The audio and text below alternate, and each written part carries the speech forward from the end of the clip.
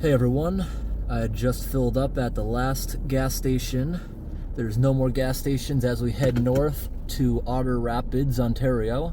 That's pretty far north. We'll be in the barren forest tonight when we're camping, it's called the Oriole Forest, but it's barren, that area. The trees are going to be very scraggly and skinny. And now we're going to continue north. Got to get back on the roadway for a moment. Very rural up here. We've been driving for hours, and this is the first little tiny town we came across.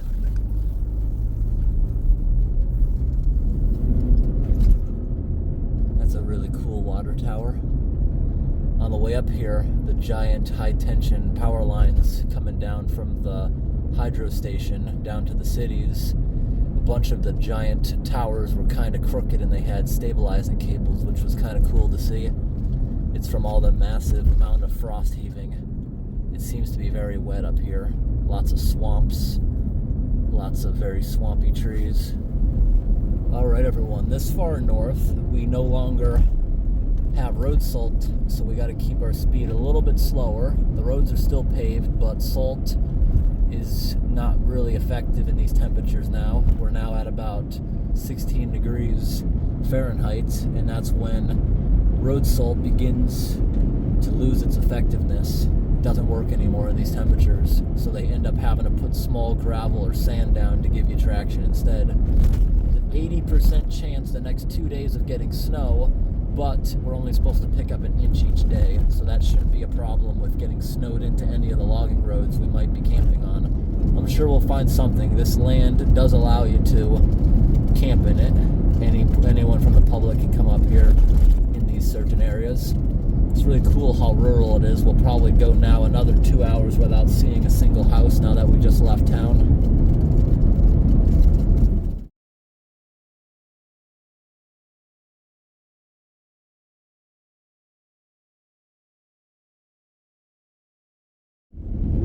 All right, everyone, it looks really nice outside.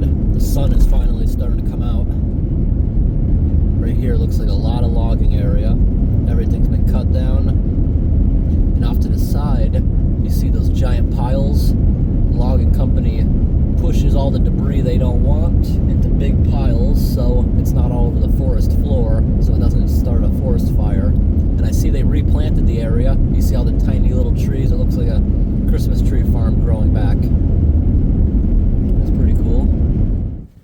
All right, everyone, we're finally to the type of forest that I was looking to probably camp in.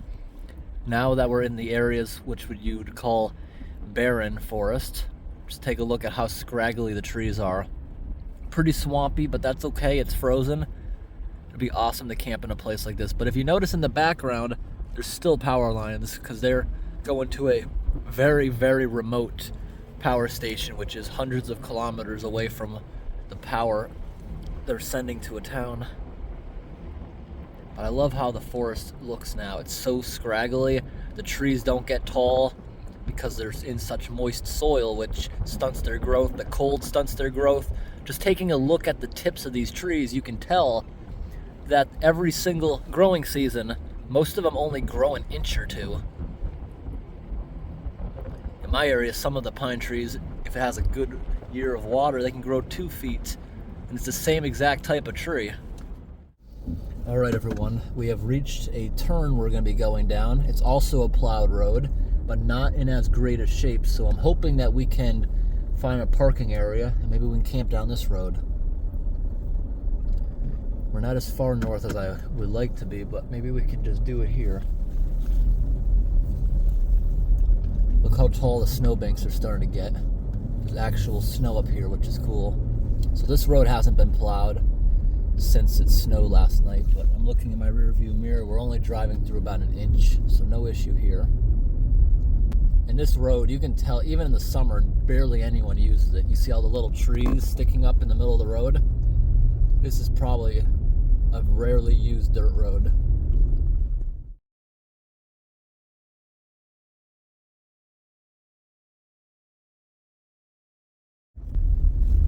Right here in the middle of the road, we might have some Bigfoot tracks. Kind of looks human. but it doesn't go out to the road. Let's see where it ends up eventually.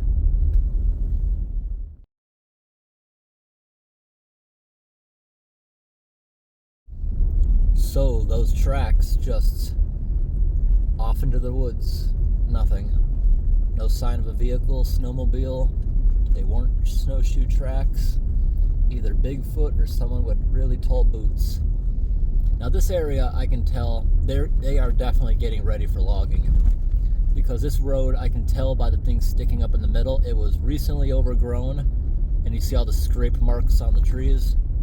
They recently just widened it. They're gonna start sending log trucks down here at some point soon, but hopefully not in the next day while we're camping. We should be nice and silent down here. Now the forest here actually looks just like Maine, but more healthy, the trees look.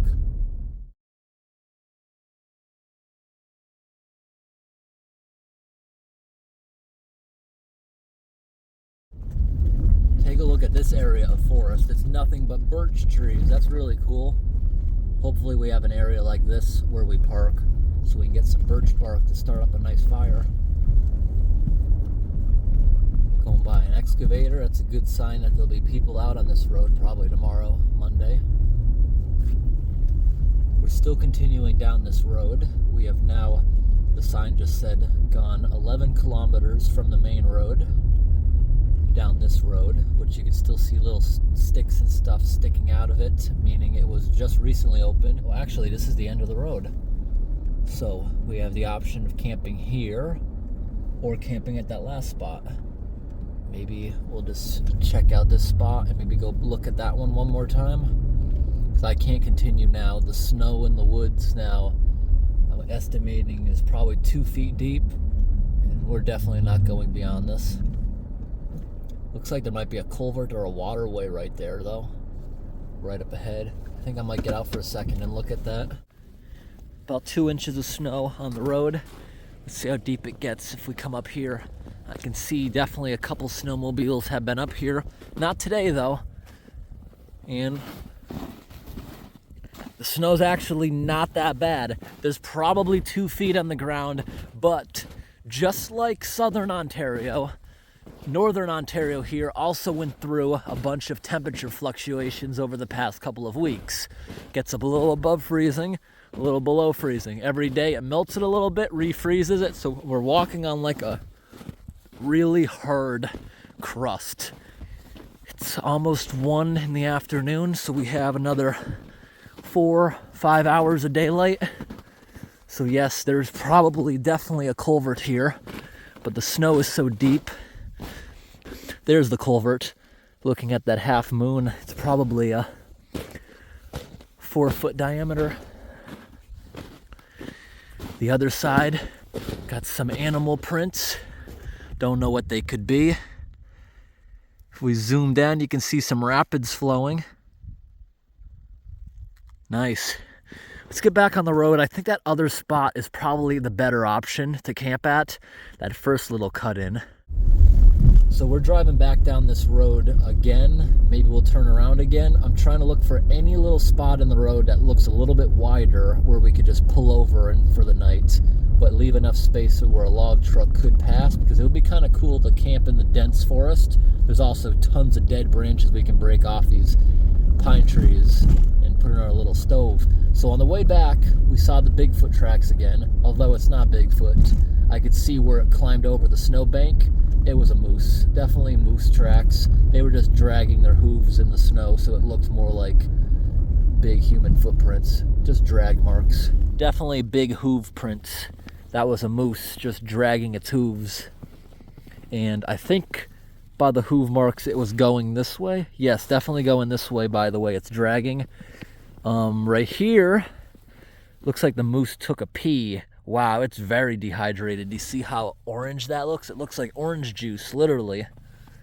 Very dehydrated moose. Probably not drinking a lot. Probably not eating enough snow. But this was the dead giveaway. Going by this, in the deep snow where it wasn't dragging, it was actually lifting. Look how big its hooves are. They're wider than my feet. Big hoof marks. Look at that, down into the deep drainage ditch. Went through there. Moose. All right, everyone. So I just learned we can't pull over a lot. I wanted to pull over a lot so a log truck could get by us at night, but I'm just going to have to stay out a little more. You know what the problem is here? I am stupid, but it isn't completely my fault. So this road here, you can see where the vegetation's growing. They just widened it. Whoever plowed this road plowed it over so far that that's actually the drainage ditch right here I got stuck in. So took a while to get out because you see, with my tires, I just created sheer ice because it's so cold outside. And down here where the tire was sitting, because I'm not in my truck again. If this was my truck, I think I would have got right out. But also if I had my truck, I could have winched it easily off some of those trees. But I only have 8 inches of clearance on this vehicle, and this is a little bit more than that. So it was sitting on the belly a little. The two shock or the wheel wells on that side were very open because all the weight was on this side. And I wasn't really going anywhere. After a bunch of nudging, like an inch back and forth, after like a half hour of it, eventually I got enough traction to come back here. Boom, I knocked off the back bumper. Also, every time I got up here a little bit, it would slip, boom, back into the side. It was loud, but doesn't appear to have left any dents in the doors. So back and forth a whole bunch. Eventually got out, but what really helped me was, so these, I wrapped these around the tire as like, to help it. I don't know where the other S-hook went. We'll never find that. That didn't help at all. At least they didn't snap. They're very strong, but it came undone. Because all the weight was on that side of the vehicle, that's where you would have wanted the chains. It was impossible to put the tire chains on there. The tire chains out here, I put one on, wasn't getting enough traction. I also couldn't clip them underneath because there wasn't enough space. But just laying the tire chains over the sheer ice with the wheel turned was enough to get out of there. So even though the tire chains couldn't be put on the tire in this situation, it still helped me get out. This is the 3rd time the tire chains have helped me get out without actually putting them on. They work really good. Good thing I threw the tire chains back in. I didn't even plan on coming into the Canadian wilderness, but I thought to bring them, and that helped a lot. And looks like we can still go camping. This only delayed us by about less than an hour. So this is where we're gonna go camping right here. The snowbank is hard enough that we can just walk right up over it. We don't even need snowshoes. In the woods, it's only halfway up the boots. Couple walks back and forth to where we're gonna camp. It'll be a nice little trail. The good thing about these woods is no one's ever camped here before. Pretty soon they're gonna log this. That's probably why the road's open. These trees are probably gonna be cut down in the next few months for pulpwood. These trees, to get about this big, take about 40 years. Pulpwood is paper, toilet paper, press board, anything like that. The remains get thrown in wood-burning power plants. This stuff on the bottom is perfect for us to have a little fire with out here. And it's nice and snowy, very cold, unlikely to start a forest fire. But we are going to be using a contained wood stove. It might shoot a few sparks, but that's not going to catch anything on fire. No burning permit needed when there's snow on the ground in Canada.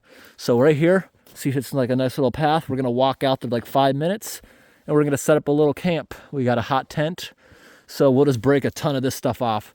Pine trees, actually most trees, but especially pine trees, and these are fir trees, they reject every branch that isn't getting adequate sunlight. So these branches, you can break them all off, and there's endless amount of fire kindling. We have a little handsaw, so you see there's a couple trees that are actually completely dead. We'll cut some of those down, and we'll have a couple logs for the night. We also got some birch bark. I see a good amount of birch trees once we get in there a little bit. Be a perfect place to set up camp. I might fall into a little bit of a hole, so the first venture out here might be a hard one. If I get snow in my boots, I'm going to have to just knock it out. Yep, the snow's a little bit deeper out here, so a couple times out will be good. I wish I had the snowshoes with me. Don't have them, though. I might put on the big high boots to just knock a trail out here a little bit. We'll see. All right, everyone, I got the big high boots on. So we're going to walk out here a little bit. When I first started exploring in Canada about 2 months ago, I didn't plan on doing a lot of winter camping like this. So the little bit of supplies I needed, I just bought it up here because it would have probably been about the same amount of cost in fuel and wasted time just walking back. I mean, driving back to Maine to get my stuff. So right now we're venturing into the woods a little bit. Find a nice place to set up camp. Just want to be away from the road enough to not be seen a lot. Wow, we're not gonna have trouble starting a fire. Look at all the nice birch bark peeling off these trees. And in the logging forest, we don't really have to feel bad about ripping that off. We're not gonna rip it off where it would affect the trees, but this is all gonna be logged pretty soon. Wow, this snow's deep. Might be problematic. The lack of gear.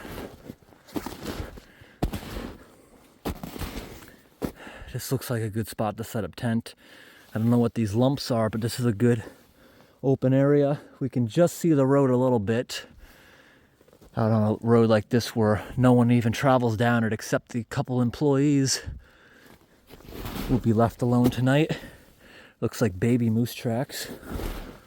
So right here is where we're gonna set up camp.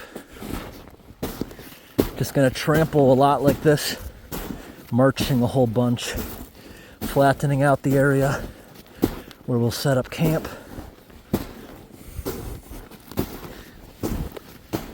All right, 10 minutes later, walked around in circles a bunch of times, compacting it where now we can walk around the campsite without the big high boots. Set the tent up here, hammer the stakes in, and this will actually be nice and soft for the sleeping bag. This time I did remember a blanket. Then we're gonna put a tarp. The blanket between the tarp and the snow stops it from sliding around a lot. Then we'll set the wood stove up somewhere. We'll dig that down to the ground. It'll start melting things. Don't have a snow shovel. Or I would have done what I did camping last year in the video titled Camping in the Middle of the Road. I would have dug literally everything out of here. Can't do that today. Don't have a snow shovel. Now I'm gonna march back to the road about twice, making a nice packed down trail so I can take the big high boots off. Then I gotta take a little break because I'm really starting to sweat inside this jacket. But once again, the big high boots came in handy. All right, now the snow's getting a little more shallow, but this is quite the workout. My legs are gonna be very sore tonight. Probably get a lot of cramps in my feet too. That usually happens when I am consistently marching and walking like this.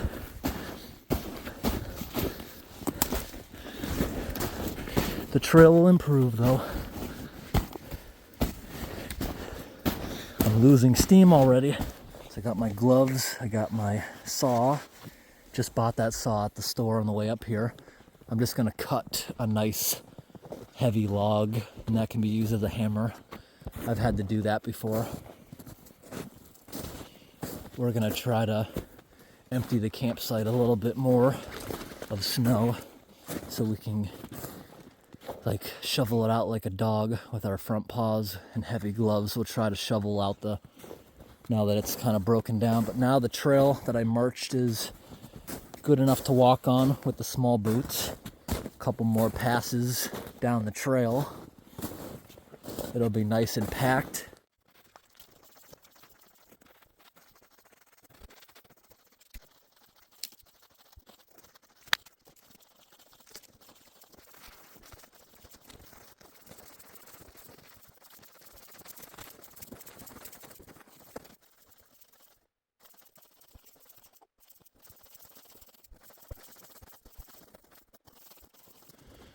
All right, everyone, I just dug out this large hole with just my hands. It went a lot easier than I thought. It's a crusty snow, a little hard and crunchy. You saw when I was first breaking it up with my feet, it was breaking into a bunch of hard chunks, kind of like sleet frozen together. But now we got it down. There's only a couple inches, so I can easily stake down to the ground. I cut a nice log to use as a hammer because I didn't have a hammer, and that'll be fine. Now I'm gonna figure out how to set this hot tent up. Now, when you're out in the middle of nowhere like this, I do have a car I can go back to and warm up, but you know, if you're doing something strenuous, you don't want to sweat, because then if you stop moving and you don't have somewhere warm to go, that sweat can make you freeze. It makes you wet. So I took my jacket off, didn't sweat while doing it, put it back on. Now I'm nice, not sweaty. Let's open up this tent for the first time and see what we got inside. All right, this is the thing for the hot tent chimney. I like it so far. It's got a big hole, so I could use my bigger model stove if I wanted. So this will be something we secure later with Velcro, nice and easy. I like that it's replaceable. My other tents, it's not replaceable. You'd literally have to cut it out and restitch it. And here's the tent. Got some fairly easy instructions. By the diagram, it looks like it'll fit in the hole I made.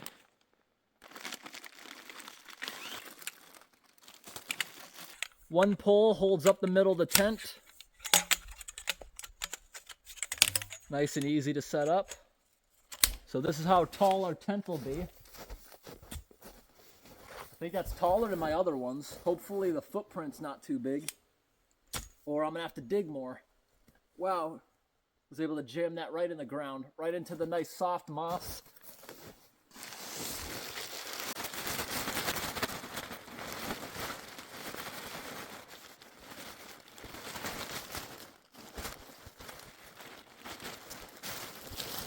All right, everyone, it's got two doors.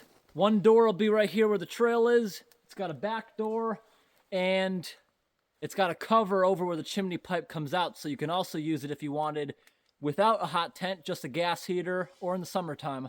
I like how these tents don't have a floor, don't have to worry about dropping ash out of the fireplace.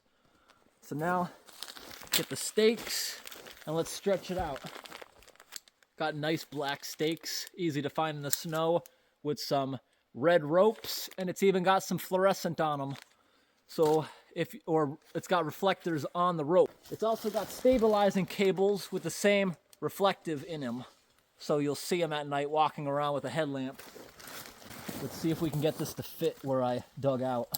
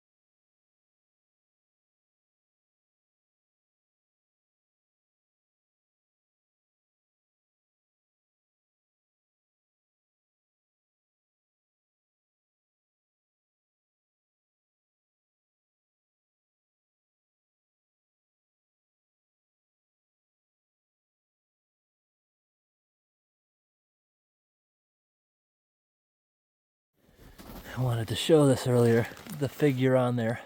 It's like a naked person or kind of like a chicken. Looks weird, that figure. Now we're gonna open this thing up and it's just Velcro. Take the other one off, put this one on. Seems easy enough. All right, now I need to get this on without accidentally falling into the tent.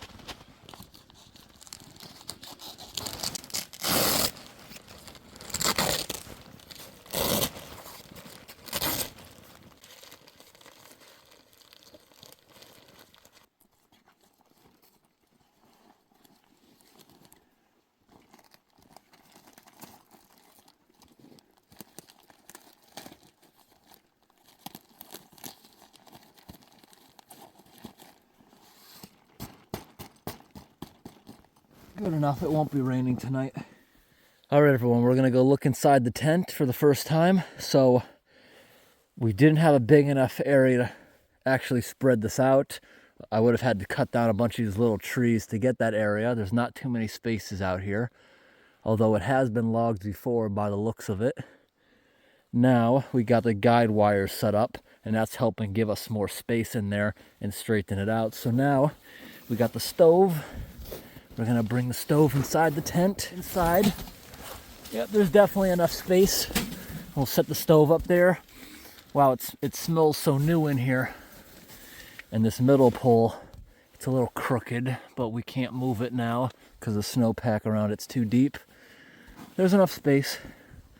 I always buy the tent that's a little bit too big because this is a 4-person tent. When you say 4-person tent or 8-person tent, that means lining them up like sardines in there with sleeping bags. So 2-person tent is like uncomfortable for 2 people. And this is a 4-person tent, so it should be more comfortable. And even though it's set up a little crooked, I backfilled snow along the edges, so there's absolutely no crack. Running the propane heater on low by itself should heat this when the door is shut. I think we'll actually have a good night after all. Let's get the stove set up in here. Let's get it out of the bag.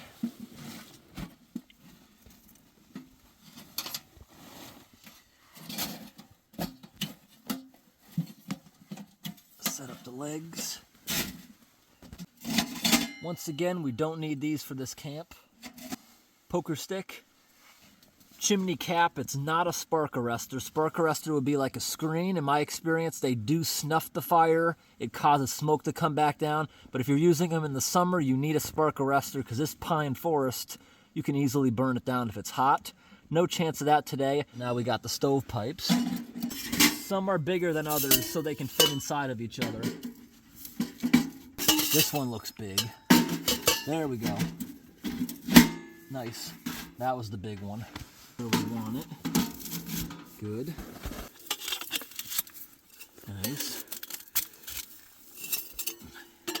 They're all slightly different diameters so they fit together right. Good. And then we'll just leave this wide open. Stick that out. Nice. Make sure it's away. That should be away enough. This is fireproof.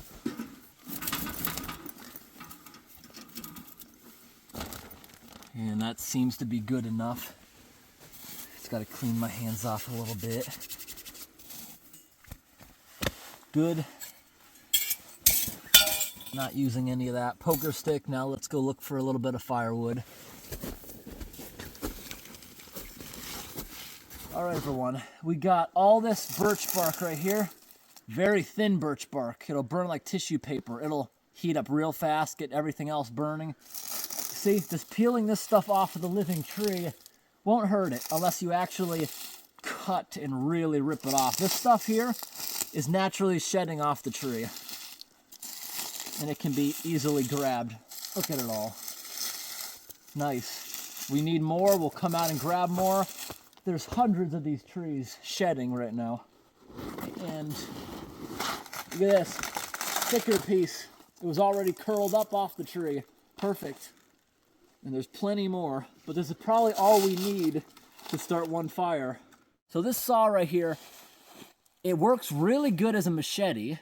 Now the saw isn't that sharp, but the teeth, if you look at it, are wider than the blade, which is good because you go really deep, the saw won't get stuck.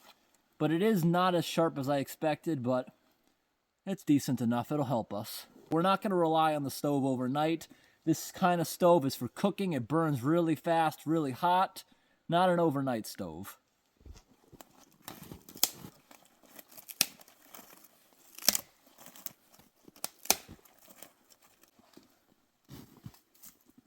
All right, everyone. I'm pretty warm, even though it's like 14 Fahrenheit outside.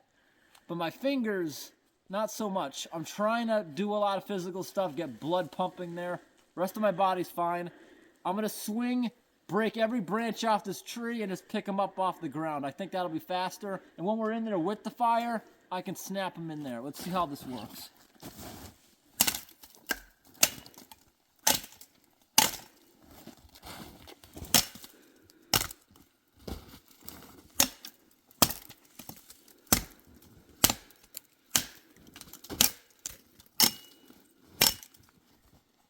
Now I'm just going to go ahead and pick it all up off the ground. I think that was faster than breaking them off one by one.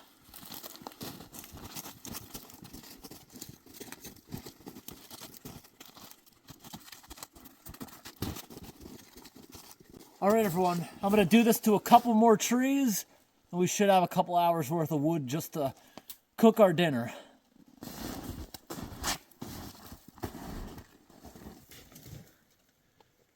All right, everyone, here's a big bundle of firewood. I'm still gonna go get more. Now that should go for a bit. We'll start that on fire with the birch. Got one big thing, and this is pretty rotten. I can probably just snap this in here. And we'll set the sleeping bag up in this spot. Once I gather enough firewood, then we'll get everything in here and set up.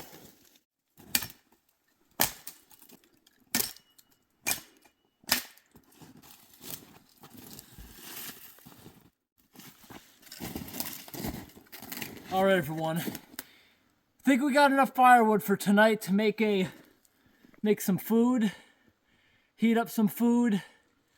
Basically, we just got to heat up water because we got MREs, we got a pot, we got some water out here, and we got a bunch of freeze-dried food. All right, everyone, I got a bunch of big logs here I can just drag in and slowly break as we're playing with the fire. Now here's a tarp for the floor. First thing I want to go get is I need a little blanket to put down on the floor because this will be slipping and sliding everywhere, especially when we're sleeping and eating in here. So this can also be used to start the fire. All right, I'm just making sure it's all smooth out. Now I'm going to put down the blanket, which really helps with it not sliding around. The tarp, just a cheap $5 blanket from Walmart. It's not much, but hopefully it'll prevent us from sliding around all night.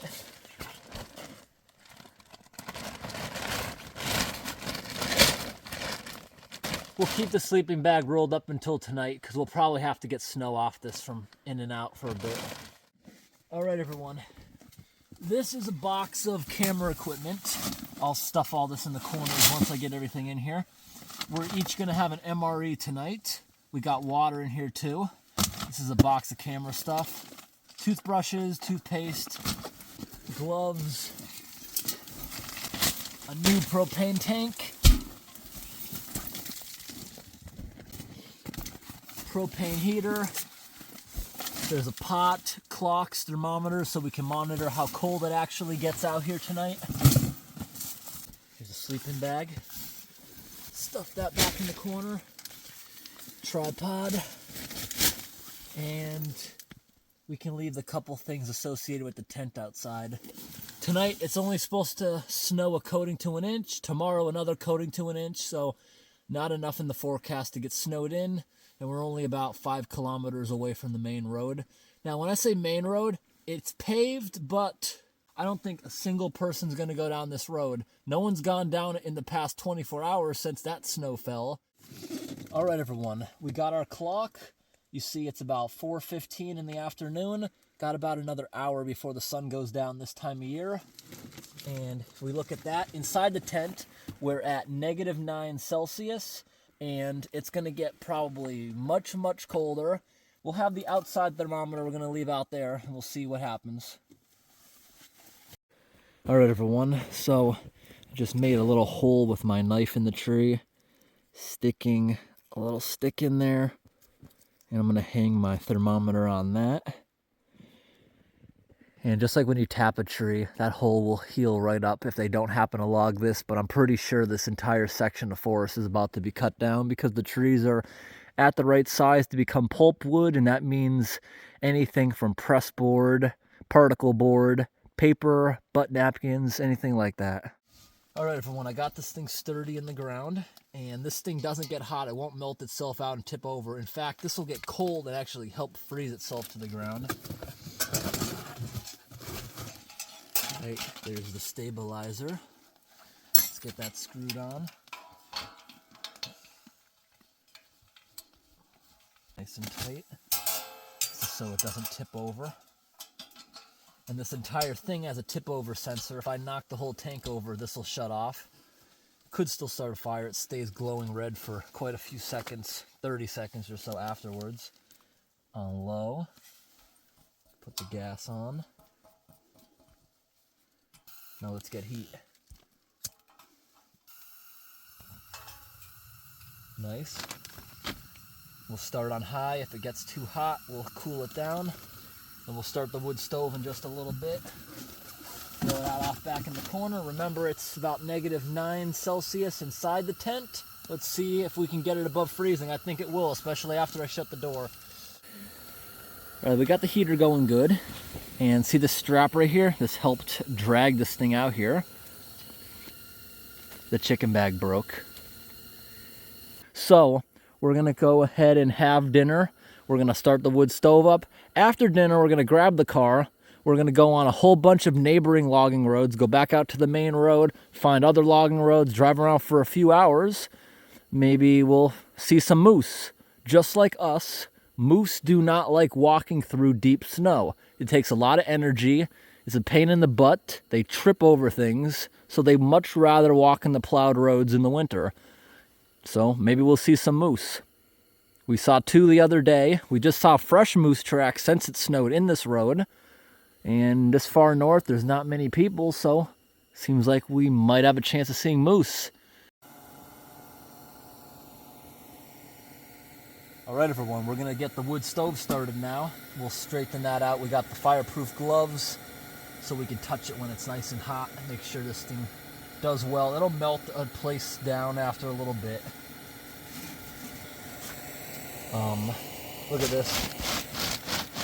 That's why you put a blanket underneath it. See, you won't slip where the blanket is, but it'll slide around quite a bit without it. All right, everyone, it's already hot enough in here. We don't need jackets. It feels nice already. That hasn't, oh, it actually did go up a little. It was at -9. Now it's at -6. And that's only been running 5 minutes, so I think we'll get it to a good room temperature. Maybe we'll get it to like 20 Celsius in here by the next hour.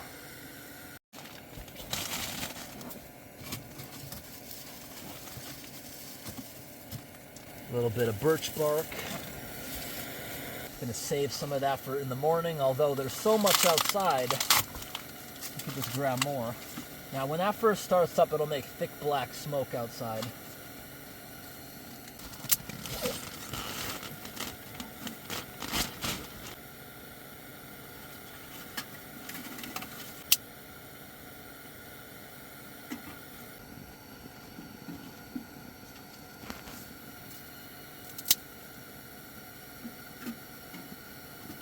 Time to light it up.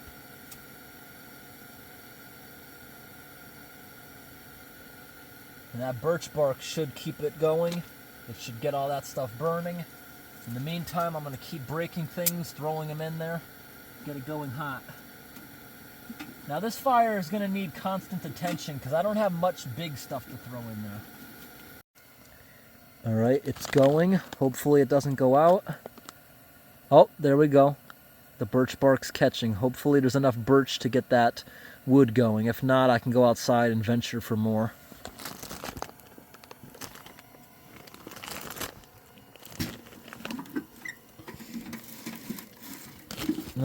Looks like it went out. I'll go outside and grab a bunch more. It's everywhere. Let's throw the rest of this in there.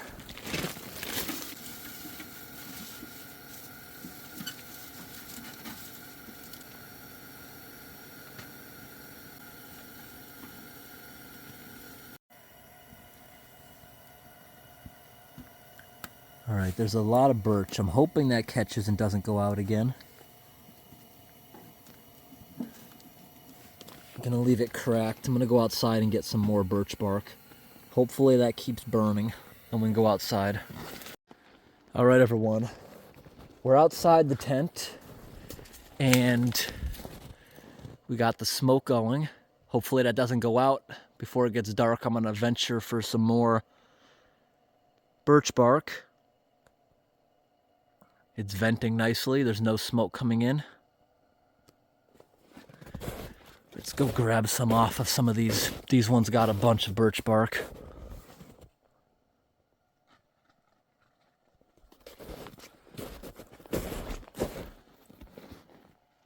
All right, everything's going good so far.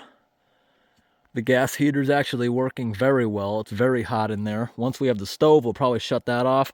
I opened the vents so the CO can go out so we don't hurt ourselves with carbon monoxide.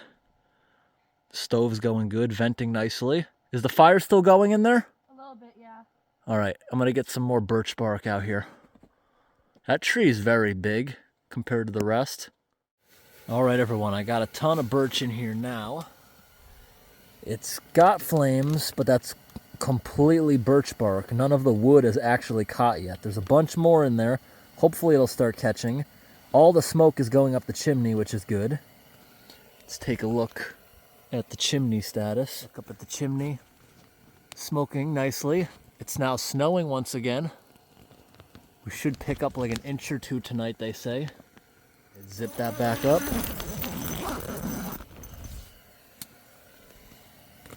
I think some things might be finally starting to catch. Maybe it's finally catching. It's taken a lot of birch bark to get that wood going. Hopefully it finally takes off. Once it gets going, we can start throwing wet stuff and it won't be a problem. The smoke up in the top of the tent is bad.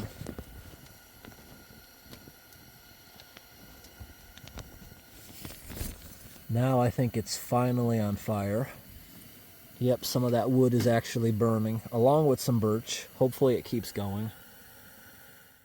It's going out again, but we have embers. I think that might actually stay going if we just blow on it a little bit. Because of the smoke, we got the doors both open a little bit. The stove, the layout of the pipe is what the problem is. It works perfectly if the door's shut. Now we just need very teeny sticks, which will help a lot. It's picking up though. Alright, after about a half an hour of messing with it, I think we finally got it where it's not going to go out. There's an air intake on that side. Outside, it's not smoking as much actually as it was 5 minutes ago. Once this thing burns nice and hot, it'll not smoke at all. And then we'll shut these windows. Alright everyone, so we have these MREs in here. We have chili and macaroni, and we have meatballs and marinara sauce. Thankfully I'm in the mood for some macaroni, and she wanted the meatballs, so we didn't even have to flip a coin over them. So we're going to open these up and see what exactly they come with. Came in another bag. I can use this one for garbage now. Chocolate chip cookie. There's sweetener, there's gum, there's some tissues. There's probably coffee in there too. That's cheese spread with jalapenos. Italian breadsticks. That's what you would use that spread on. That's beverage powder, so you just mix that in with cold water and it makes like orange juice. You got some beef sticks in there. I've never actually seen that come in an MRE. That's cool. There's a spoon. Yeah, so that's the heating element right there. So you'll just put you'll put like an inch of water in the bottom of it, and this thing should get hot. You put the food in the sleeve with it for like 10-20 minutes. So here's the actual meal, meatballs and marinara. And this other one, the side, what it come with? It came with cherry blueberry cobbler as a dessert or a side. Here's all the nutrition facts on it.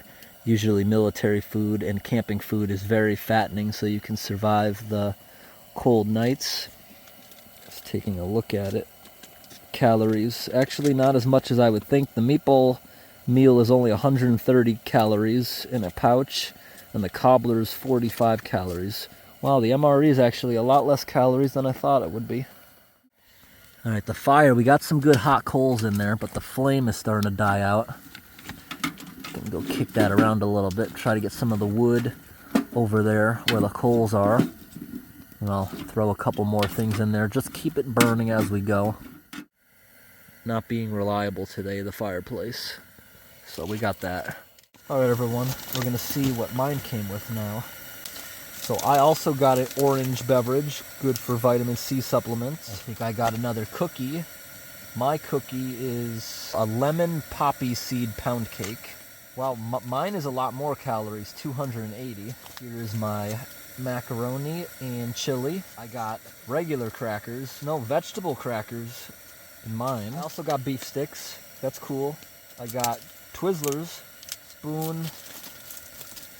I got cheese spread with jalapeno also. I have yellow gum instead of the, no, that's also white gum, it's just a red package. I got matches in here. sugar, coffee. And here's my heater. So we got a little bit different things. And a crushed red pepper. I'll definitely put that in my stuff. And I'm going to try the heater. We're going to try the heaters. If they don't work, we'll just eat it lukewarm or cold. Chances are they'll at least get it lukewarm, but they usually don't get it steaming hot, like you don't even want to put in your mouth. But every time I've tried ones, usually the Russian ones seem to be the most reliable in my opinion. Opening up the heater bag. The wood stove is crackling a little more again.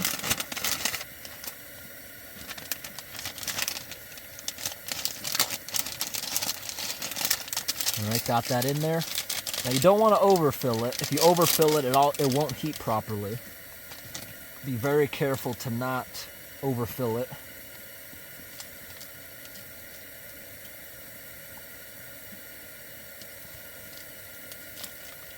Teeny bit more.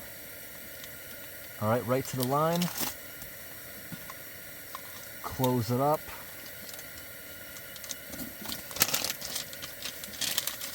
Just shake it around the element a little bit to activate it. Hopefully it activates nicely. Oh, I'm feeling a little heat, finally. Oh, yeah, it's burning hot right there. I can't touch that part. Well, they're actually working today. I'm so happy.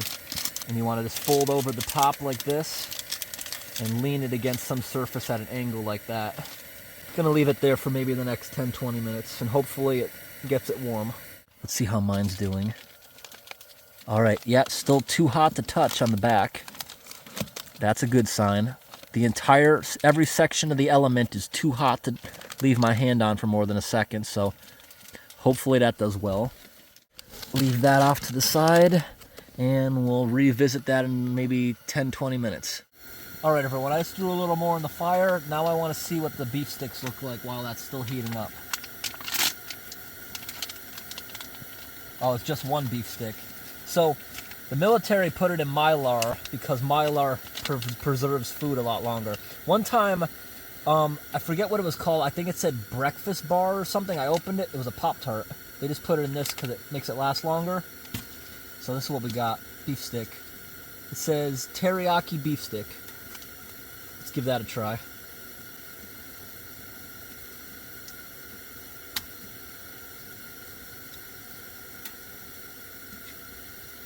Burning the edge worked. There we go.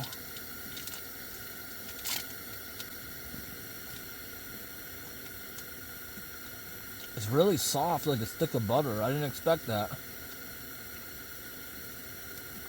Very soft. It's not like a Slim Jim where you gotta really rip it. Wrappers like this, we gotta burn them because of the risk of bears.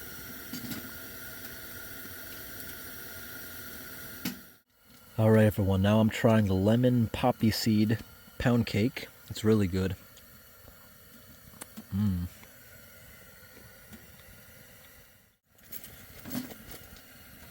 Just in case of wild animals, we gotta burn our wrappers. I know this is aluminum, but I'll fish the aluminum out of the fire in the morning. Just want to make sure there's no smell of food. Well, the burning plastic really helped the stove take off and give a lot of heat. So that's a plus side of it. Let's see how it's burning up outside. Well, it's nice and hot now. It's burning nice and clean. Even though we're burning trash, there's absolutely no garbage. I meant to say, even though we're burning trash, there's no smoke outside. I'm a little bit dyslexic with my words sometimes. And if this burns hot enough, it'll even burn the aluminum too. Yeah, see?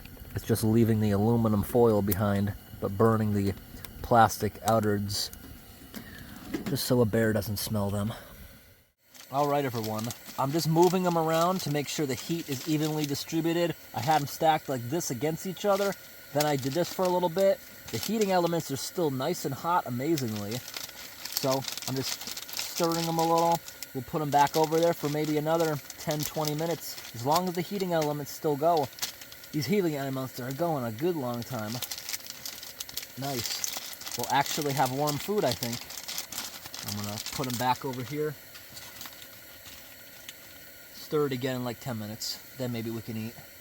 In the meantime, we're having snacks. Right now, I'm warming up these things to make them more flexible because they're very cold. Now it's flexible enough to easily put it onto crackers. And I think I'm going to have my orange drink now.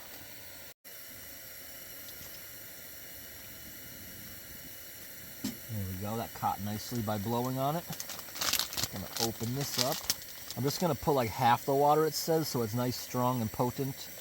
It's a good vitamin C supplement. I bet it's going to taste kind of like Tang. I wouldn't be surprised if it is Tang. Shake it around without spilling it. Let's see how that tastes.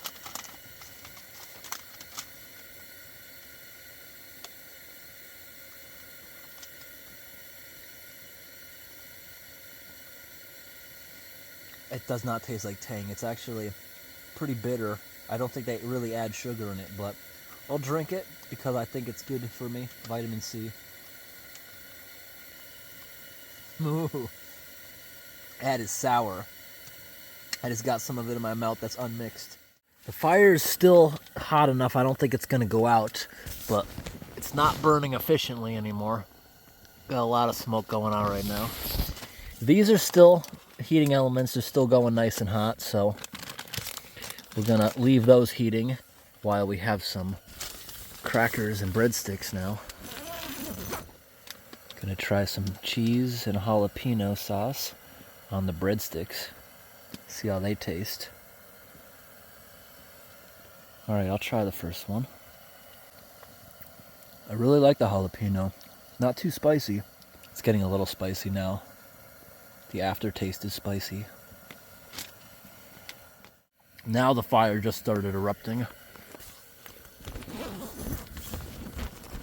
I like looking out at the smoke. This is aluminum. We can fish that out of the fire in the morning. We gotta burn the garbage when there's a chance of wild animals. Any trace of food. Right now, we're keeping about 8 degrees Celsius in here. Pretty good temperature considering that it's like very, very cold outside. It's almost completely dark now. When we go out to go moose watching in maybe another half hour, I'll do an update temperature on the outside. So the MRE heaters did a good job. This one here is not lukewarm, but it's warm enough. It feels warm to the touch. Mine with the meatballs is actually very hot. I might actually have to let it cool down slightly. That one did a better job. But I think it's time to eat. Let's open them on up. We're about to open them up. I'll show you what it looks like inside. It looks like one of the heaters kind of ruptured, maybe from squeezing it around a lot. It's kind of like concrete dust, but that's okay. Alright everyone, so we're gonna open them up. There we go. The long way. We'll burn that because of bears. And you open it up like a bowl. With the spoon you can eat it. Take a look at what it looks like. Looks pretty good. Stir it around to make sure the heat's evenly distributed. Let me get my spoon out.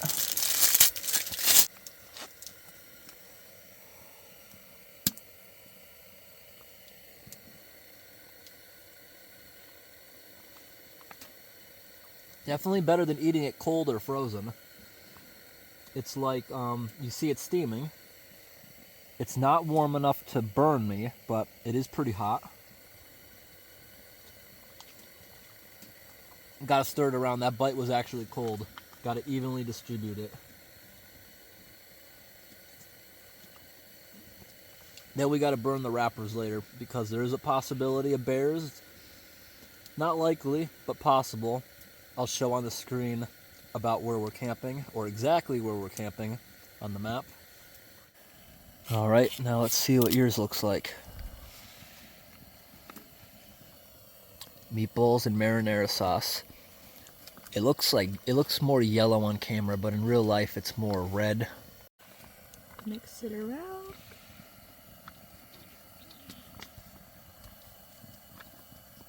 Try a meatball with some sauce. Is it warm? All right, everyone, it's 6:05 at night, and as you can see, the sun still hasn't gone down. The days are getting longer. That's a good thing. We're gonna let this burn for a little bit longer, make sure we get rid of all the food remains. Then we're gonna get in the car, drive around, look for some moose for maybe an hour or two on the dirt roads out here. All right, everyone, we're gonna save the coffee and we're gonna have to boil water in the morning to make some stuff. Right now, we're basically just using this for burning trash so we don't attract some kind of animal at night. We're only burning the stuff that had food on it so nothing smells it.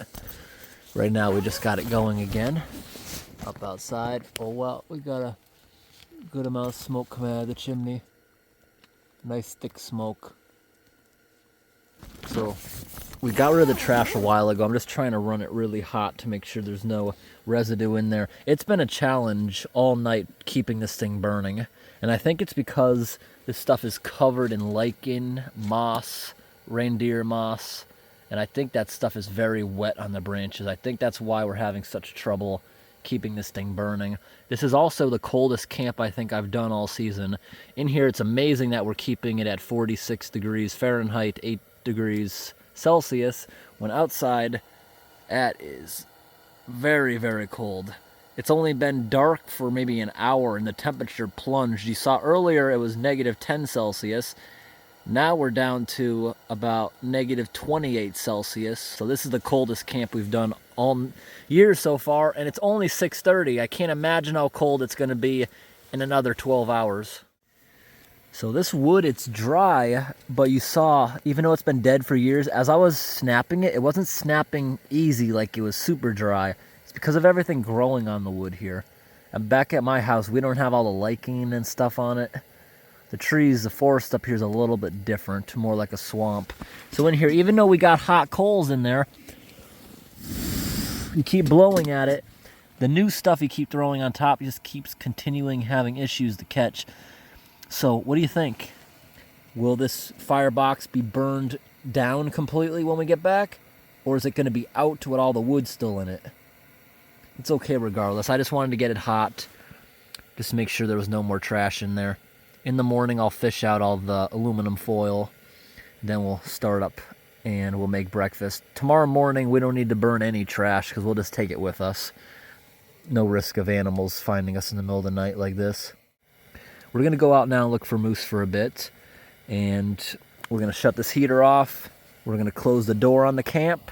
And we will be back in maybe 2 hours or so. We're going to go for quite a while. We still got a good amount of fuel. Shutting this thing down. I love the crinkling sound. We can leave the wood stove unattended. I think the firebox will be burned out. It's starting to catch up nicely. You see, and it only catches up nicely now that we're about to leave, and it doesn't really matter. It's very cold out. The car will probably also have a rough start in this temperature. Gonna move the propane heater out of the way so I don't get burned on it. It's still very hot for a while. Just want to get outside now. All right, everyone, I'm outside now. Thankfully, there's no wind. That would make things really bad. But since we've been in there, look at the forest. We got a new coating of snow. It's still flurrying, kind of heavy. And look at the chimney. No more smoke. It's now burning clean, and it's finally burning hot. Every now and then you see a little spark fly up out of the chimney. But you see the fireplace inside there. It's burning nice. Got a nice coating of snow on everything since we started. Right there's my machete. Yep, absolutely no smoke coming out of our chimney. Got to be careful these guide wires. And you see, they are reflective. Is that showing up on camera? Don't think it is. But you can see the reflective strands going nice. And the temperature went down even more. You just saw, that was like only maybe 10 minutes ago when I was zooming out here that it said negative 28 Celsius. Look at it now. Negative 29 Celsius or negative 21 Fahrenheit. It's getting cold. And it's still not even 7 at night. Maybe we'll get a record cold camp. I think the coldest I ever camped outside was like negative 22 Fahrenheit, and it's, yeah. We got the trail going back. Good thing we stomped it down. Let's go driving for a few hours. My feet are already starting to get cold, so we got to go start that car up. Yeah, it's actually really cold out here. And when it's really cold, look how small the snowflakes are. They're so light, so fluffy. It's really cool. After being in there, it feels really cold because I was just sitting down in there and eating, so my body isn't really caught up yet. Can you see the sparkle in the snow? It's sparkling. It's so pretty. All right, we're up to the road now. Let's see if we can get some good squeaking sounds going. Is it too fluffy to squeak? I've never seen it snow when it was this cold, but usually it'd be not too squeaky. Our tracks are already covered up since we came out here. It snowed about a half an inch. At least we know where our camp is, this big hole that I got stuck in. Look up at the sky. Look at the sparkle in all this. Nice. We didn't leave any lights on at the tent. Let's get the car started. All right, everyone. Let's see if we have a rough start or not.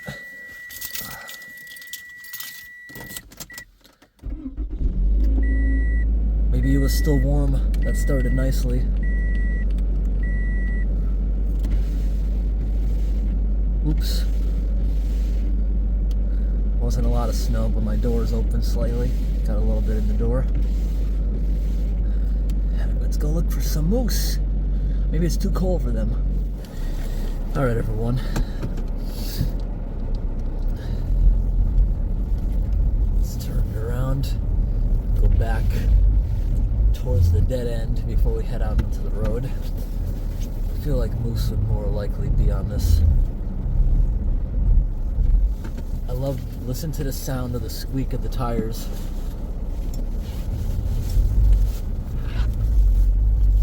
Hear that? When it's really cold, it makes eerie noises, the tires, when you're moving around.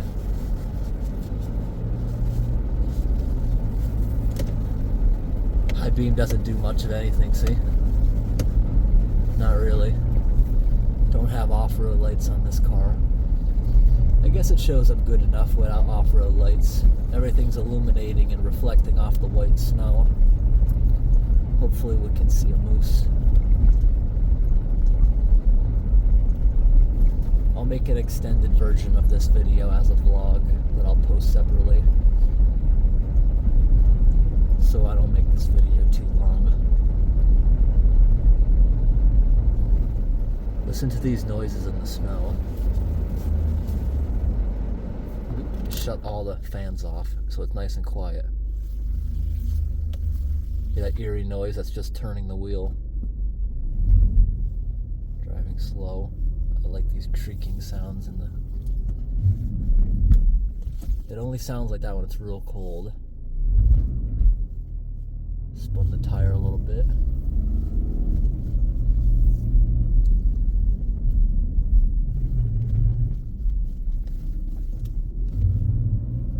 I like those noises.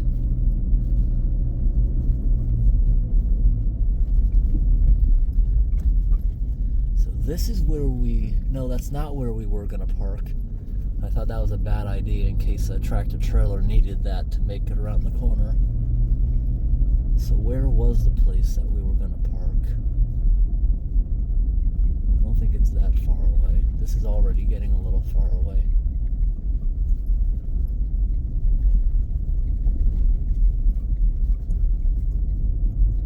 It's snowing nicely. Nice flurries. Adding to the scenery, covering up our other tracks from earlier today. This, I think, is maybe it. This corner? No. So this is kind of far. everyone, it's about to be 9 o'clock. We just drove for almost 2 hours on the dirt roads looking for animals. We saw moose tracks twice crossing the road, but they weren't walking in the road. Saw a couple various animal tracks in the road also. I started hearing a loud flapping noise because I mentioned the plastic bumper got ripped off when I got stuck up here. Had to go out, and it forced me to fix it because snow got stuck behind it, weighting the bumper down where it started flapping against the wheel. Got the plastic pins, got that fixed at the moment. Now we got 4 kilometers left and we'll hit our campsite again. All right, everyone, we made it back, and there's definitely enough room for a vehicle or a tractor trailer to go by. So every single track and footprint here is from us. No one else has gone down this road probably since Friday when the workers left. So here we go back to the campsite. See all the trees, how they're scarred. They recently just opened this road back up.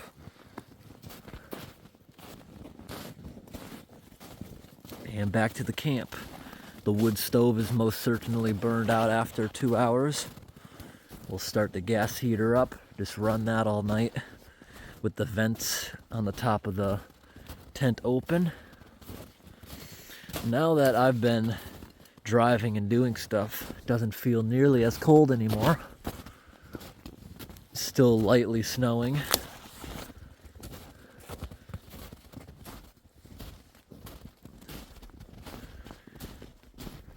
It's nice to have some deep snow for a change. Not too much snow in my area this year. There's a nice light coating of snow on the tent. That'll quickly melt off once we start up. And temperature dropped 1 degree. We're sitting at negative 30 Celsius or negative 22 Fahrenheit. So I thought that was going to drop even more dramatically. That dropped pretty dramatically from when we got here. We got here, the high temperature in this area today seemed to be around negative 10 Celsius. Very cold high temperature today. But that's how it's supposed to be in the winter. This is just a normal winter day up here. Glad to experience some nice cold. Now it's time to set up the tent for the night. Time to sleep.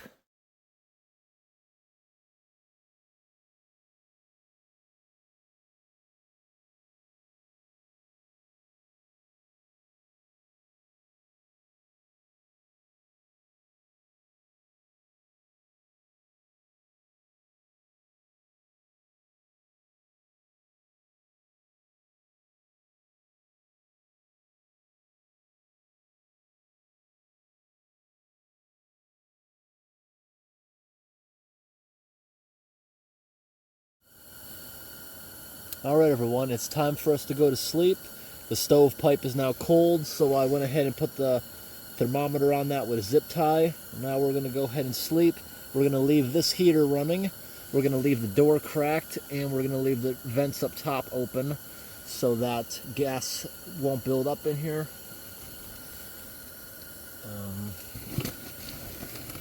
Just going to leave this cracked a little for airflow. We need that for safety.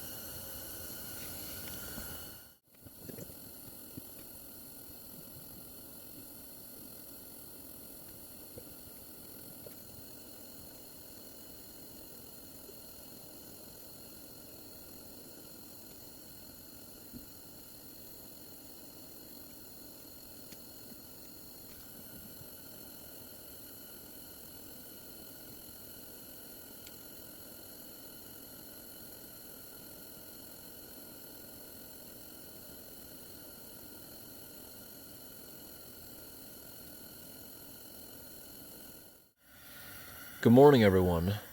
The sun is now up. Just came up maybe about an hour ago. It's now 8:30. I'm going to remove the thermometer and clock from the stove. We're going to fire up the stove. We're going to boil some water. This is what breakfast is going to be. These 2 meals here. I just fished out all the aluminum foil from the MREs last night.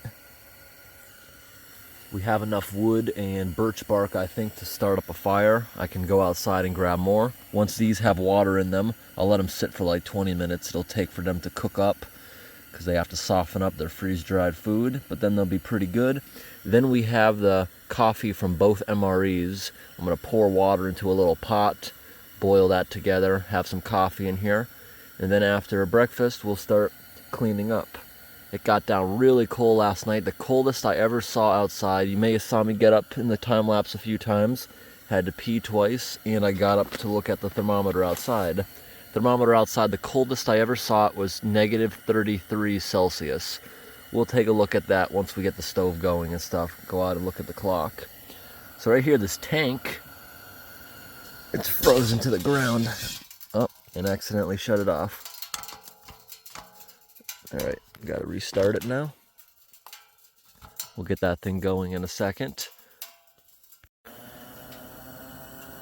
Got it going again. Now this thing, we've been running it on medium, so that means we still have quite a bit of fuel in here.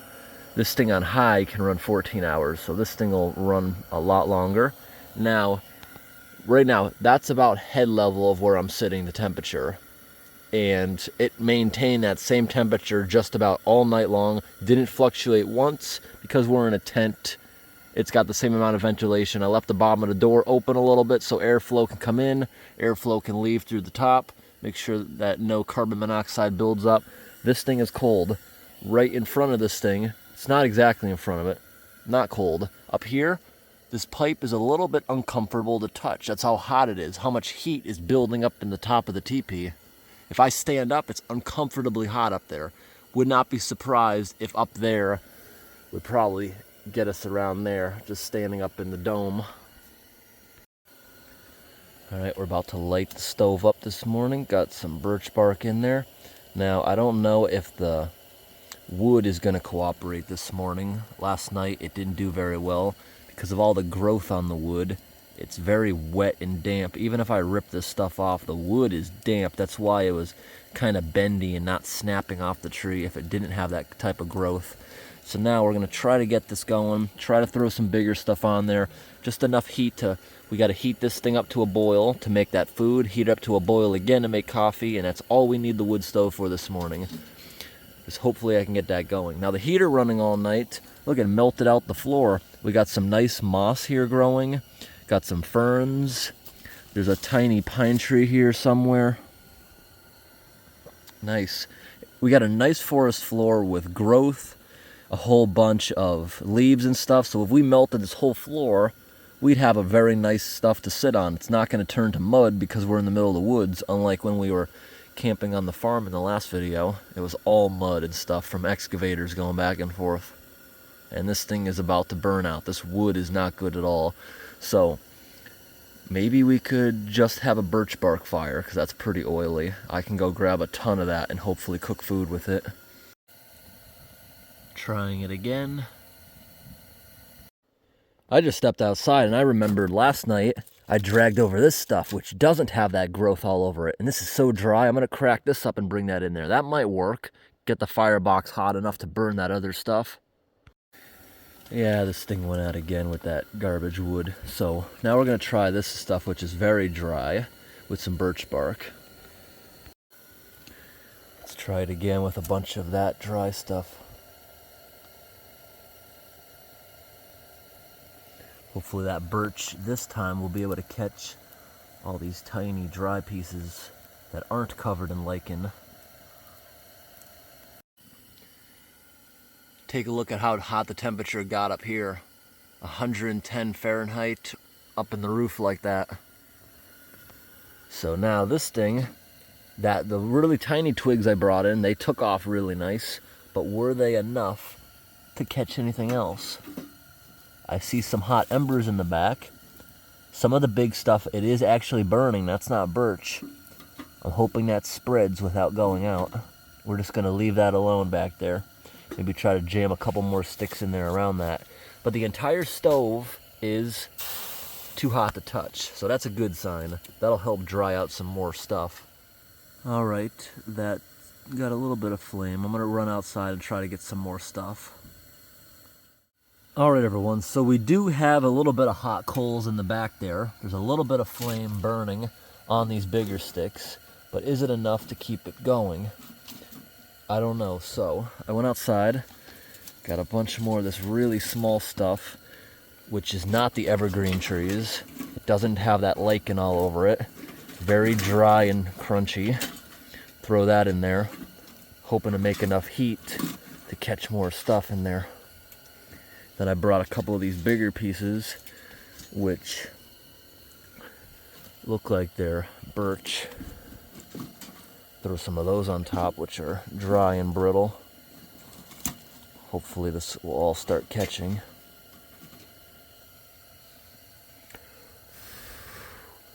Maybe put a little birch in there to get that over here.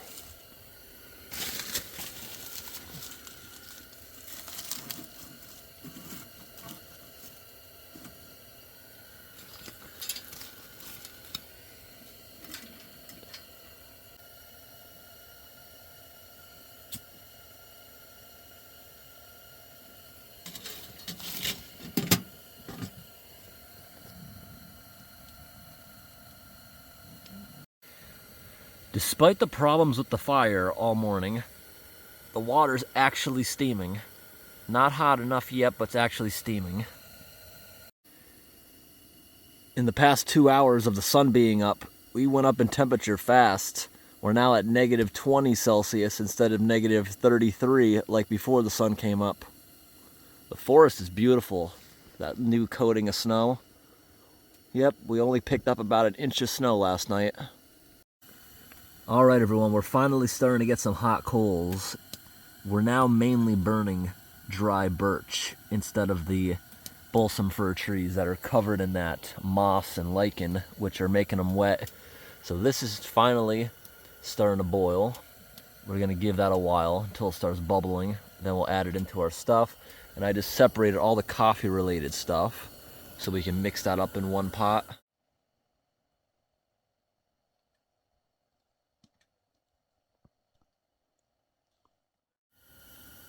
All right, everyone, the fire's finally starting to burn hot and reliable. I don't think it's gonna go out. There's a lot of coals in there. I just put some bigger stuff on top of it. And look down at the forest floor. We're melting out a lot of stuff now. Nice forest floor. And just like last year's camp, we're starting to melt out rabbit turds. That's what that is. If you zoom in on it, you can even see the individual pieces of grass and stuff it was eating. Oh, look, there's another one under there. So a rabbit was here eating at some point. Do you want to burn my hair?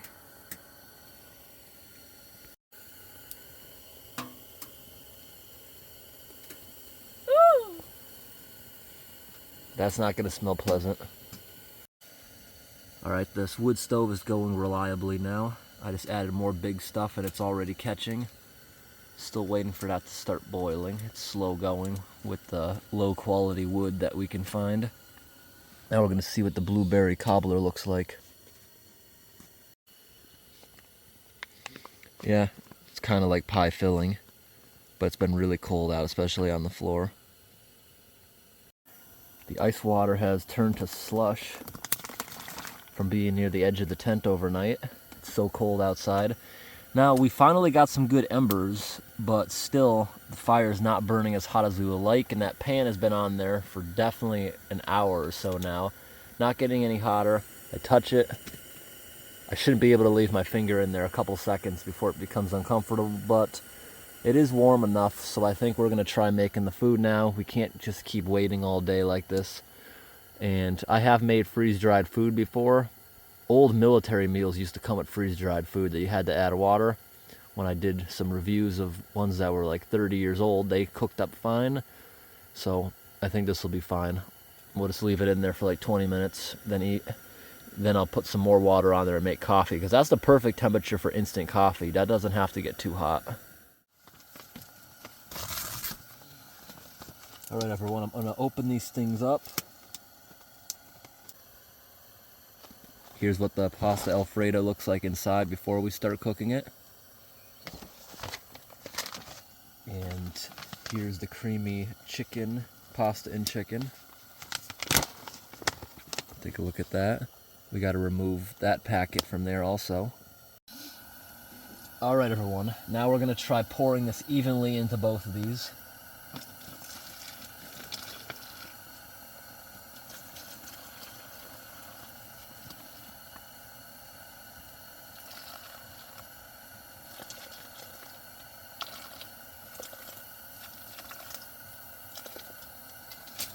All right. Now it looks very soupy, but that will absorb. Yeah, that feels warm enough. Gonna zip them shut. Leave them somewhere where they don't get cold, not on the floor. I'm gonna go probably put them over on that box.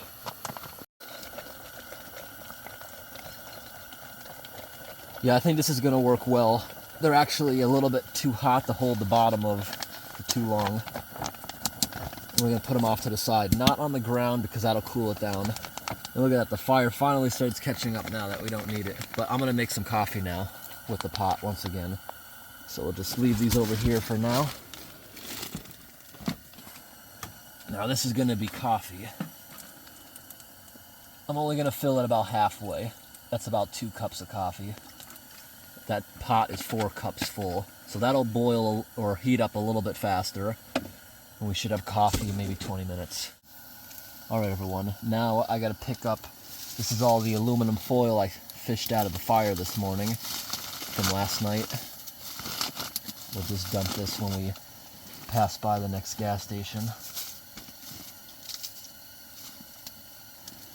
Now I'll just wash my hand off in the snow.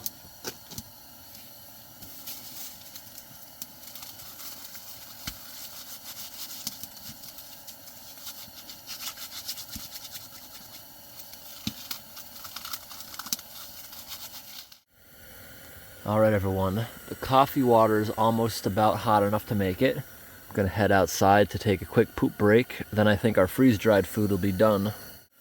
All right, everyone, outside is burning pretty clean. I just want you to see what happens when you burn a big chunk of birch like that. Now when we step outside, it should be burning with thick, black, oily smoke. Going outside, a little bit of Velcro. Temperature went up a little bit more. Wow, this thing's actually burning so clean that it's even burning that off, unless it hasn't really caught up yet. Oh, here it comes a little bit. It's burning that cleaner than I thought. So these branches I spent the time breaking off last night, they don't burn very well at all. Oh, here we go. Now it's starting to puff some smoke.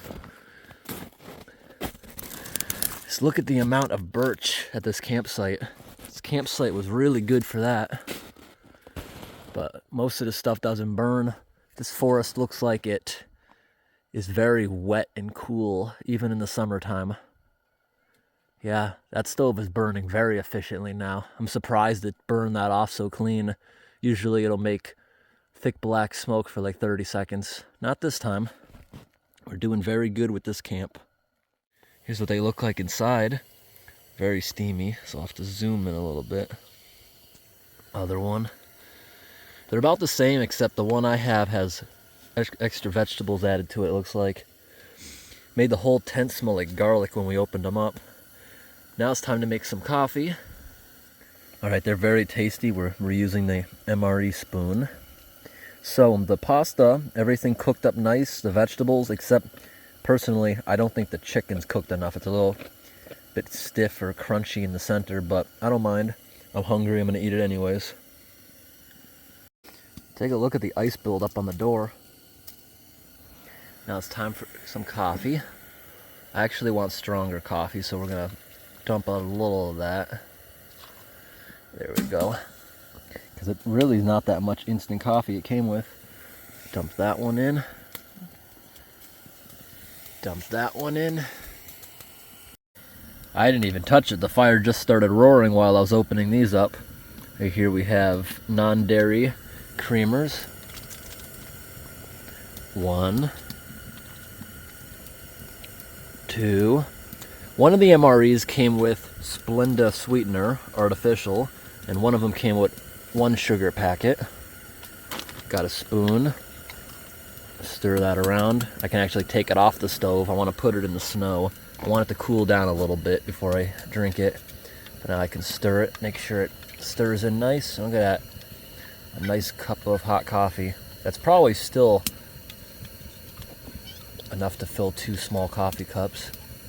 That looks good. I'm gonna let that cool a little while, just sitting in the snow so I don't burn myself. Now we're gonna finally let the fire burn out. We're probably gonna get out of here at 11. I'll use my fireproof gloves right there. Just pick it up and dump out the hot embers out in the snow where they'll cool down. It's actually too hot in here, so we were venting a little bit. All right, I'm gonna try a little bit of coffee now.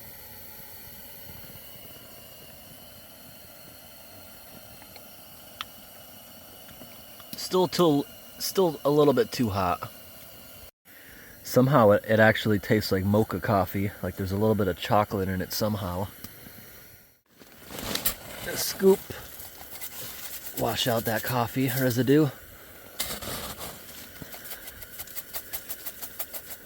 Yeah, it's making some brown snow.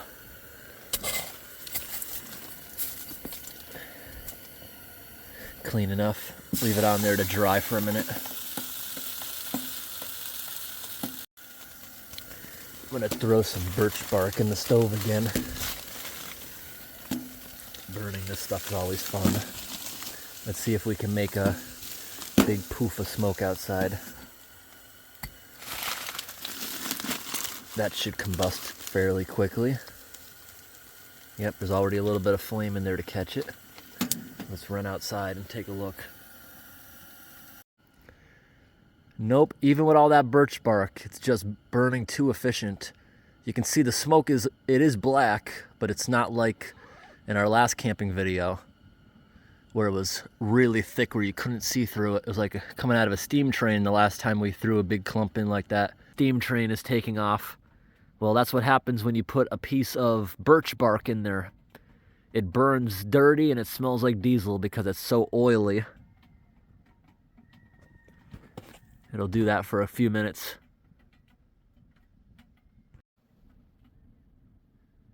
And it's done smoking. You see, it got black for a brief second, but now it's back to doing really nothing again. Now that I'm outside, I gotta knock off the snow because we're about to put the tent away. Gotta try to get all the stakes out of here.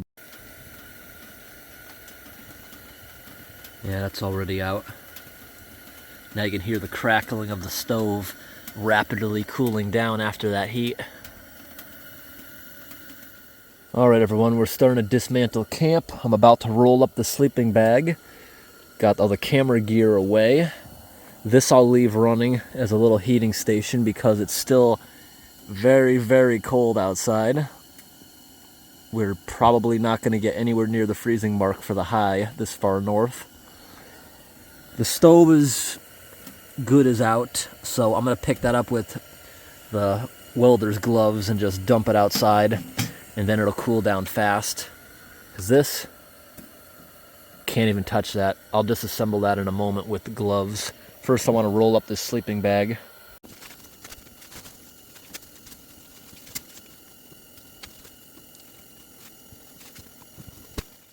Alright everyone, now that the stove is just about burned out, it might be still smoking a little bit, doesn't matter. I'm going to disconnect the chimney. Is it still hot? Yep, way too hot to touch. I'm going to disassemble this. It is smoking a little bit, but it's okay. We're going to put this down in the snow so it can start cooling. Yep, still smoking a little bit. Last time we had the same issue. Now we can leave this part until it cools down, I guess. Let's just take this apart. Not much creosote because we didn't use it much. But bang them together a little bit. Get some soot out. And those are in the snow. They'll be cool to touch in a minute. Now I'm just going to carry the whole stove. This is very, very hot. Yeah, I can even feel it through the gloves. I'm going to pick it up by its handles and bring it outside to dump it. This thing is still very, very hot. See, it's still smoking. I'm just going to dump the coals out. Get that big log out of there.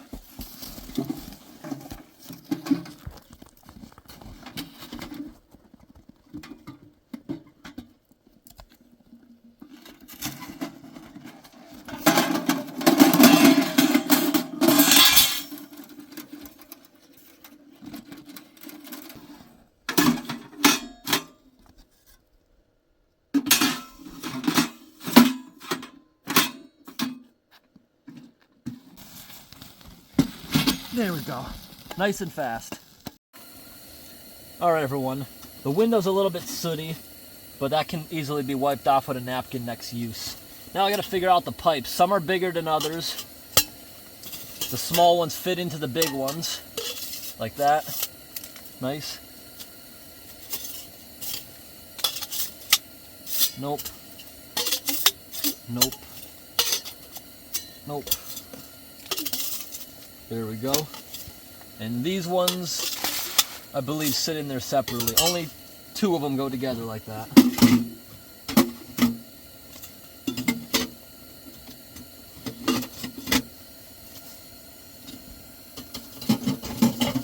Chimney cap.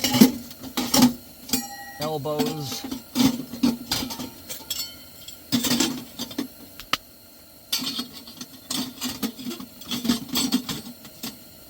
Poker stick, a little bit of snow in the door, that'll melt later. Still too hot to touch the surface. Let me see without my gloves how bad I think this is.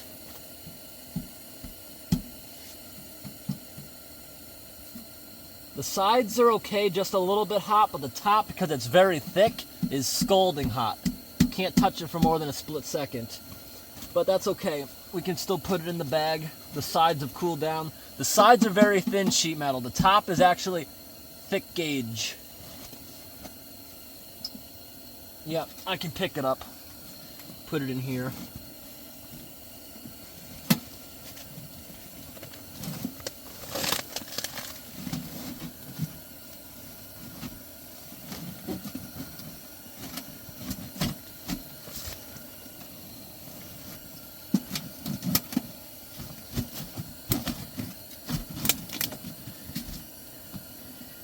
Nice back together in its little tote bag.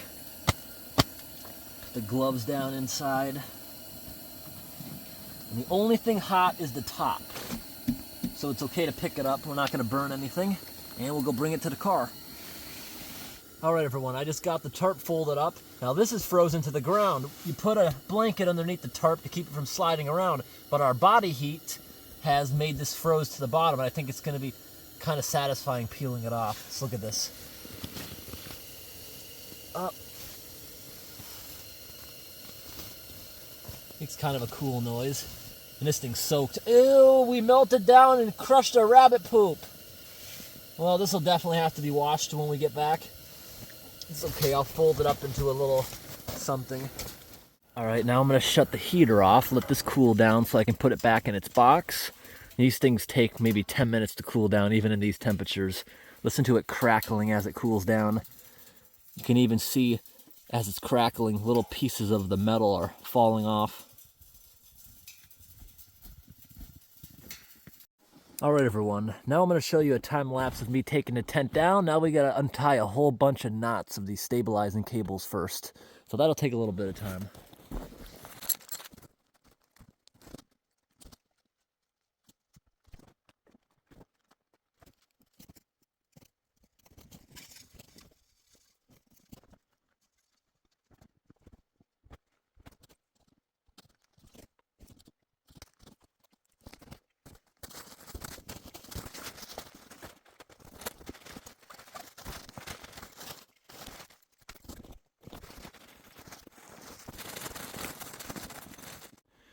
Alright everyone, everything is just about cleaned up. This has to be opened again at some point so it can dry out so it doesn't become mildewy, because it's covered in ice and I just packed it up. It's very cold outside. I didn't bother to get it in there tight because I'm about to open it up again at home and let it dry out. It's very cold. I just want to get back in the car so I can get some heat going. So everything's picked up now. We're just leaving behind ash, bunch of peas, and sticks. I tried digging around a little bit. I was able to recover 5 of the stakes. 1, 2, 3, 4. I think we used 8 of them. A couple of them I just can't figure out where they were. So there's a couple stakes that are not being recovered, but I have better stakes I can use for the tent next time. Because these ones are like straight, and it just, you put them in at an angle, and that's how it holds on. I don't like those ones, because when you're in the snow like this, when you pull on them, the stake stays in the ground, but it pops off it. The stakes I like are like a little hook on the top of it. So when you give it a little pull, they all come out easily. Usually, they're almost never frozen in where you can't get them. So, last temperature reading out here. Temperature's slightly going up. It's almost 12 o'clock, and we're going to take this thermometer down. And I think the 2 of us can get everything back in one more trip, and we'll get on the road. All right, everyone, it's actually 11:30. We're about to take off. The trees look absolutely beautiful with this inch of snow we got last night. Gonna do one more double check over here at the camp. Don't think we left anything behind. But one more check. From walking back and forth out here dozens of times, we packed down a very nice trail. Just like when I like to go hiking. I don't like going hiking the day after a big snowstorm because you gotta wear snowshoes, but you let other people hike the trail for a couple of days after a storm, and it's nice and packed. Sometimes it's so packed that it's icy and you gotta put cleats on. I'd much rather walk in cleats than snowshoes. It just takes a lot of energy. Maybe our next camp, if we do another winter camp like this, we'll use a sled and snowshoes and go much further out into the woods instead of just this couple-minute walk from the road. But we are so remote that since we've been out here, one vehicle went by about a half hour ago. Just one. And just taking a quick look. Looks like we got everything. And we're ready to head out.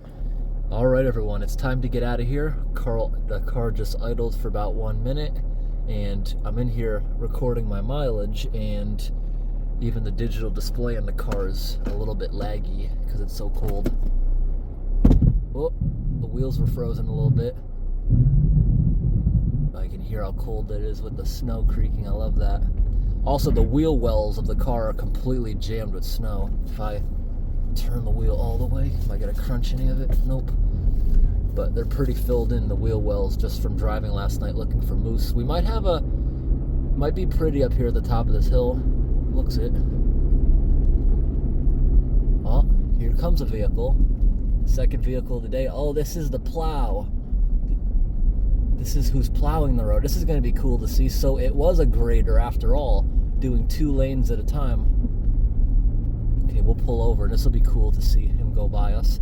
I can't pull over that far or I'll get stuck, so hopefully he puts that blade aside and takes the 1 lane. I can't pull over next to the snowbank because that's a drainage ditch. We found out the hard way yesterday. Oh good, he's pulling way over. Nice. Give him a wave as we go by carefully.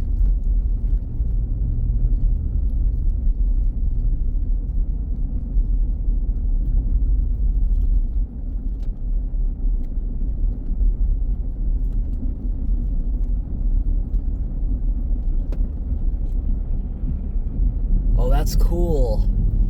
He's towing the pickup truck, just like how a motorhome will pull a car behind it. That's really cool. He's towing his truck, so when he's done plowing, he can just leave the grader wherever. That's really cool. I've never seen a grader towing a truck like that. That's actually real cool. Yeah, that was cool to see. The sun is just barely poking through the clouds. Maybe we'll see sun later in the day. Now we gotta go make our way back to a gas station. I hope today's video was interesting, everybody. Thanks for watching, and have a great day.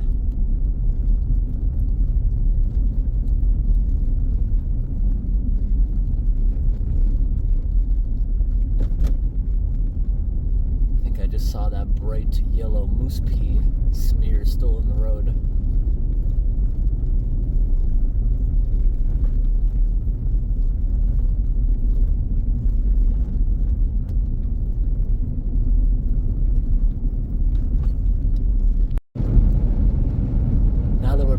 main road. It's too cold out for Soul to be effective, so what you're hearing is they put down small gravel to get traction. And here we go, we're about to pass another snowplow. This one's a dump truck, it looks like, not a grader.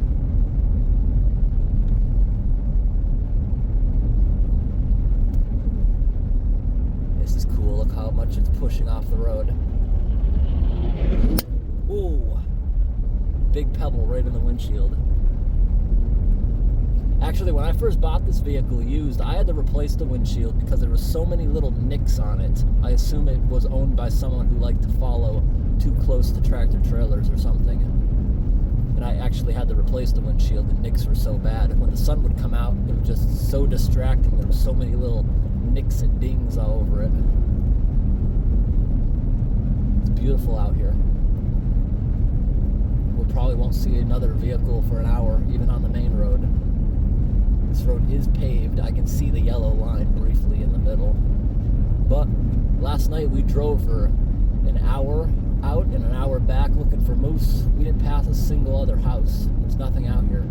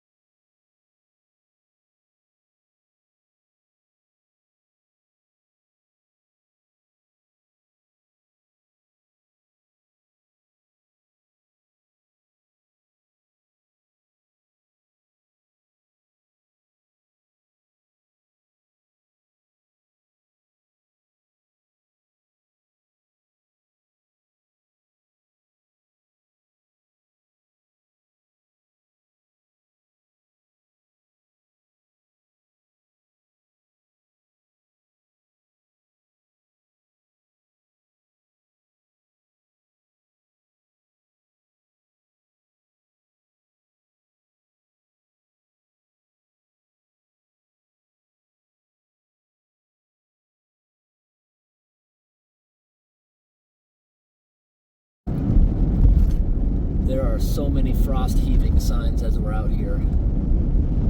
Almost every one of these signs that we keep passing, yellow signs, I must have passed dozens of them in the last half hour. Frost heaving signs, one after another. Frost heaving is when water underneath the road expands, pushing up unevenly. Sometimes they're so bad you hit the stop block. Sometimes it's like hitting a mini curb in the road. Usually those ones would have been marked by road crews, but sometimes not. It's really pretty out here. We've been driving now almost an hour since we left our camp and only passed 2 pickup trucks that work for the logging company. Now I'm able to keep a pretty good speed as long as I keep 2 of my wheels on the bare pavement just to make sure I don't slip. Alright everyone, now it's starting to snow again lately. We don't have the bare pavement anymore. It's starting to get covered up. And if we look way down in the distance, it looks like we're about to come into some much heavier snow.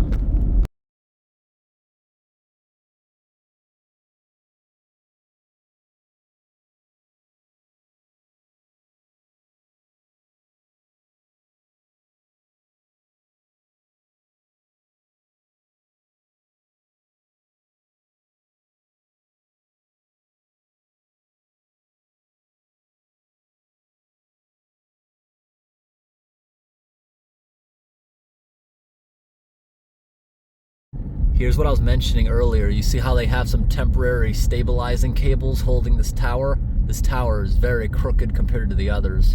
And I'm thinking frost heaving may have done that to the power line's foundation. This is all coming from the Otter Rapids hydro station down into the cities. All right, everyone, I just pulled onto this unplowed road, which looks like probably used to be train tracks. Gonna try not to get stuck. This is a snowmobile trail. What you just saw was the groomer a minute ago. I don't know if you can tell compared to the other power poles, but this one's very crooked.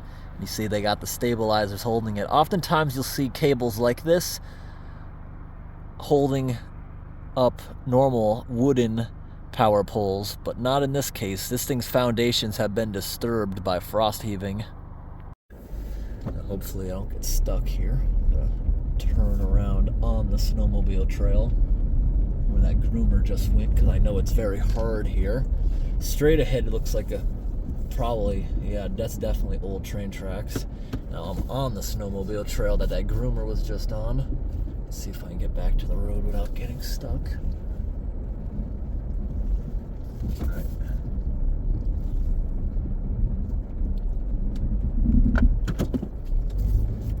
Back to the road.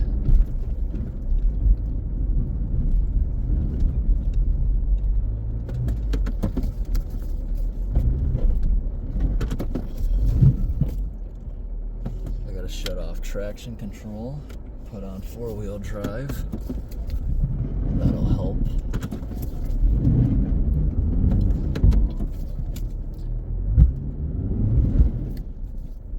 Not as stuck as yesterday, thankfully. There we go.